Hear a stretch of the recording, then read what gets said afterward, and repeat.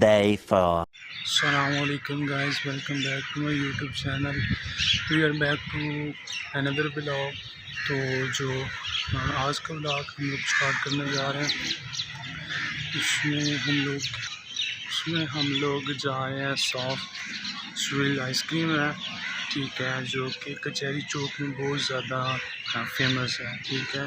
तो वो ट्राई करने जा रहे हैं, ठीक है। चलें आपको लेके चलते हैं उधर और उसे ट्राई करते हैं।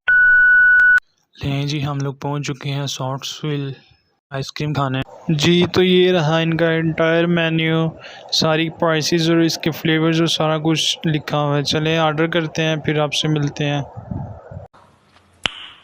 Nice.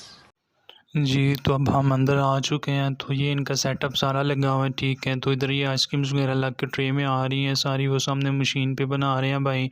A few moments later. जी, तो हमारी आइसक्रीम लग के आ चुकी हैं, हम इसे ट्राई कर रहे हैं कि मैंने पहले भी काफ़ी दफ़ा ट्राई किया हुआ है। इसका टेस्ट माशाल्लाह से बहुत अच्छा है, ठीक है।